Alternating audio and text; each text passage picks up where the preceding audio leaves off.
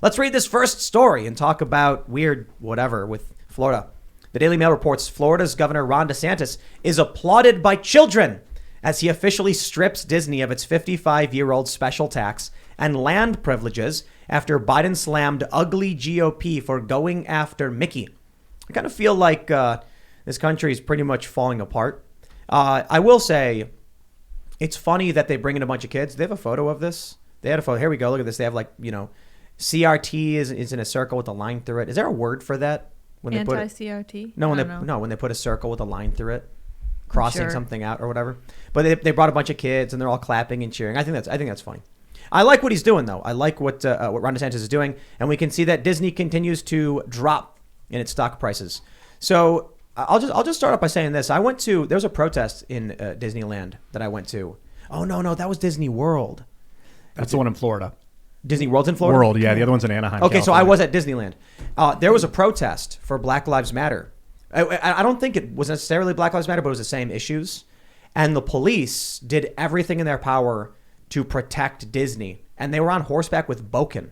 You know what bokken are? A wooden sword? Yeah, wooden swords. And it was like the weirdest thing. But what people noticed was that they weren't protecting any of the homes. They were blocking off the roads to Disney. Mm-hmm. And these were guys who were like wearing full like camo decked out military gear, riding on the side of SUVs with long guns. Is just the craziest thing. Isn't it weird though how the Democrats are now like on the side of the big corporate entity Disney? So yes, it is. Are they, or are they just against DeSantis? I can't get a read on this. No, they're an amorphous blob. There's no. They're not for or against anything. They just hate you, right? So it's like, well, geez, guys, take it easy. Well, no, but they do. I mean, if there's something that civil libertarians and conservatives are interested in, they're just going to be like, well, we hate that. And so if that means they're going to side with tax cuts for massive multinational corporations, apparently that's what's happening. But this is why I think it's great to have you here, Tina, because I'm curious. With everything we've been seeing over the past several years, with the rioting, with the political partisanship, with now children clapping and cheering for this stuff, with critical race theory in schools, I'm wondering if you have ever seen it this bad. No, I mean, I haven't. We were talking earlier about my sort of coming of age, which was I was in college in 1969 as a freshman in Washington at Georgetown, and it was, the height of the Vietnam War. It was civil rights, it was women's rights, and I don't know if I was more naive, but I was certainly way more clear about my world than I am now, and I'm 70. Shouldn't I be more clear about my world now with age and theoretically wisdom? I don't know what that means. But you mean by clear, like you don't know what's going on? I don't know how to think about a lot of things anymore, because I'm very mistrustful of pretty much everything I hear. And we were talking earlier about newscasters in my day. And, it was Walter Cronkite and Chet Huntley and David Brinkley and Edward R. Murrow, and you respected those men, and you didn't really know much about them except the pitch of their voice when you knew when something was serious. If I'm sure you've all seen the clip of Walter Cronkite taking his glasses off when he announced JFK had been assassinated. It was it's almost like things were serious then, and everything's made to be serious now. Yeah. I don't know if that's the right way to put it, but yeah. I don't know if things are better or worse. We were talking, Lydia and I, earlier about my mother saying, the world has always been bad. Yeah. So I wonder though, like how do you know you can trust those men like Walter Cronkite? Then? Yeah. They smoke cigarettes. Well, you didn't. Yeah, exactly. So did my father. That proves it. Yeah. You didn't think about it. There wasn't a question of trust. There were 3 networks. There were very many fewer platforms for information, and you didn't hear about as many things at the same time.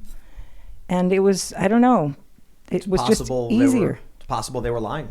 Well, that's also possible. Gulf of Tonkin. Yeah, Gulf incident. of Tonkin, exactly. Well, there was a lot of that. I mean, they have picked the CIA, and there was always a subterranean text that you didn't question it. I think is also. But we also talked about in the past how at that time the young people were part of the counterculture, which was counterculture, and now with a lot of the protests that happened over the last 2 years, you have like corporations on board with those and like using it to prove that they're virtuous. Oh, I went to a skate park and I saw Black Lives Matter tagged, and then I just started laughing, and there were like kids hanging out, and I was like, which one of you kids tagged the corporate slogan on the skate ramp? Ooh, big. Exactly. Like, okay. But they don't care. They're gonna look at me and they'll be like, you're an old man, you don't get it. And I'll be like, yeah, when I was your age, we rebelled against authority. We tried to find our own way. But you guys are just stooges. They're just like, well, Walmart told me to write it, so I did. It's like, all right, good for you, I guess. What strikes me is the Watergate scandal. When that popped, I mean, that was like the end of his campaign at the time, I believe. And correct me if I'm wrong, but I mean, he resigned. He resigned, or that was the end of his presidency. He resigned. Yeah, before. Because he was spying on the Democrats during the campaign, and then then they found out. When Hillary's emails popped and they find she was spying on Democrats. Bernie's campaign. Is that right? She was spying. They were spying on Trump. On Trump's campaign? Yeah. Where's the outrage? Where's the Watergate? They sandbagged Bernie's campaign. Yeah, they were spying planning on talking about him. him being Jewish and using it against him and stuff in the emails. Like, how is this not causing a Watergate level landslide of reprisal?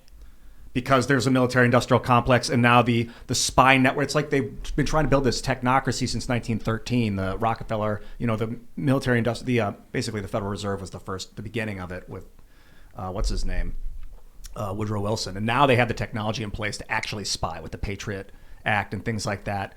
And so they're like, they don't even care anymore. They're just trying to take control of everything. It's so gross. Have you been following the critical race theory stuff in the news? As much as it has sustained my interest. Which is none. None? Well, I shouldn't put it that way. No comment. Because I don't know if you wanted to talk about the comparison between feminism then and feminism today. Well, I wouldn't. Feminism and critical race theory. Critical theory, right? Yeah. So what we're seeing now started with what's called intersectional feminism, which is a tenet of critical race theory. So it starts with second wave feminism, which I believe is like the 60s, 70s. First wave was like suffragettes. Third wave, I think, was what we saw in the 2000s. And now so this is all just considered to be waves of feminism. Mm-hmm. So what happens is third wave feminism started asking these questions about privilege, intersectionality, and race. And so what started very much with, if you're a woman, a biological female, then you have certain rights and things you're not granted access to. So those rights are are fought for, and it's like workplace pay parity, things like that. And then you get into the late 2000s, early 2010s, and feminism all of a sudden starts adopting what's called intersectionality, which what is it? I don't know what that is. What is intersectionality? Intersectionality is that a woman faces a certain kind of discrimination. So do everybody does. And so intersectionality says the discrimination faced by a woman is different than the discrimination faced by a black woman. Why? Because at the intersection of race and feminism, there is something unique that is experienced only by black women. So specifically, there is the trope of the angry black woman. Mm-hmm. So when someone is being sexist towards a black woman, there's an element of race comprised within it. Okay. From there, which is so intersectionality is a component of critical race theory. Okay, it's way too. I look at it a lot more simply. I think, if you want to talk about women, certain women have it harder than other women, and I think probably black women do generally. Across the board. Women who are poor, women who are raising children by themselves. Yeah. Women, some people have it easier. Some women have it easier than other women. I can't relate to, I don't get it, the intersectionality whole. I don't know, it's a way of talking about it in a complicated way. Yeah, it's a way of making sense of the world, and it's like a way of basically identifying the reasons for why people face struggles and why, certain people have to overcome more. But at the same time, like, just those exterior immutable traits really don't have anything to do with people's individual situations, in terms of like what they might be born into that's beyond that. It's just, it puts you in a box effectively. The result is that these schools are now telling white kids that they're inherently bad. Right. Mm-hmm. And, and they're saying white is bad and whiteness is evil. And so now you have kids who are coming home and telling their parents are revolting, and now you're getting Republicans winning in a bunch of different states. So it seems like, you see Bill Maher wake up to this kind of stuff. He starts talking about how the Democrats are basically destroying themselves by isolating and fracturing their voting blocks. Well, isn't this also, it's kind of an extension of erasing culture in a way? I mean, it's all sort of the same. It's trying to make a new reality out of something that was not a pleasant reality. Is that reinterpreting our past? Yeah, like, this is a really simple way to put it. I don't watch the news a lot anymore, and I watch TMC or TCM. It's the movie channel, and it's really well done. It's all the old movies. It's the movies I grew up with that my mother, knew all the songs to the words to all the songs to. And they have adapted this position of, there's this whole conversation about, say, Gone with the Wind as an example, and just erasing it because it represented a bad thing about, whites and slavery.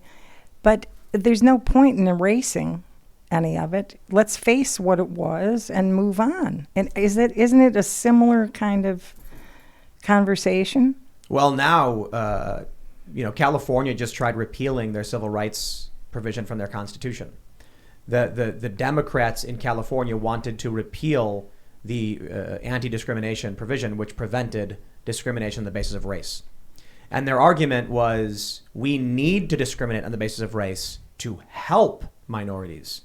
And so, my response there is like to go back in time to, the pre-1960s as some like, you think it was better when that's how the laws were structured, but that's what they're doing. That's the Democrats that are doing that. It's not the Republicans.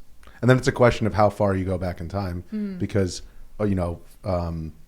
if you go back on a long enough timeline, like, for example, the Irish were being enslaved by the hundreds of thousands per year in Baghdad in the 800s.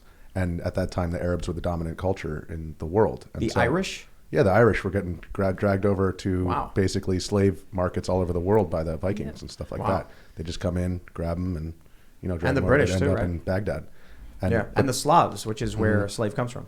And the Italians. Man, people were the really Vikings just were all you have over, Italian man. privilege, all right. The Vikings would go down the Rhine. They sacked Paris. They were everywhere. They were in the Mediterranean. That was nuts. Now look at Norway. Then they built castles. And Sweden. And they couldn't penetrate the castles. That's crazy, though, right? Because when you look at the Nordic countries, they're very effeminate. Anymore, yeah. So a lot of people are wondering, like, wow, this they used to be particularly barbaric. Seriously, going around stealing people. And now they're all very much like equality and, fair wages. It's like, all right, well. And that's the other problem with applying like immutable, characteristics to cultures and stuff like that. Like, oh, because you're born like this, then because you're like this, you're going to face this challenge, because you. Yeah, actually, I think if you look at the Nordic countries, it's a really good example for why we should not blame a group of people for the sins of their past. Yeah. To say, like, right now, that's the big thing with critical race theory, is that white people are evil, settler colonialism is wrong, and English is an oppressive language. And it's like, I don't know if the Vikings can figure things out and become, I don't know, what, equitable and peaceful or whatever. Why are you going to blame them for what other people did, right? It's true. And I mean, that's really the question, is like, what is, America's a very like young country. And I think that a lot of times our collective understanding of culture and history is very much shorter than like in Europe, for example. Like if you, next to your school, you have a cathedral from the 1200s, you have a tendency to like think of things on a longer timeline. And so, yeah, we have this very kind of like, it's our understanding of like the history of progressivism is like 3 generations long. And, it's like, I think that neglects to realize, if you think back a little bit further, then you realize more progress than you think has been made. Thanks for checking out this segment from the Timcast IRL podcast. But if you want to check out the full show live, tune in Monday through Friday at 8 p.m. And if you want more special access content, head over to timcast.com and become a member. Your membership helps sustain this company, keep our journalists employed, makes this show happen, and you will get access to exclusive members-only segments of the Timcast IRL podcast, and there's a massive library to check out. So again, go to timcast.com or tune in Monday through Friday at 8 p.m., and we'll see you all there.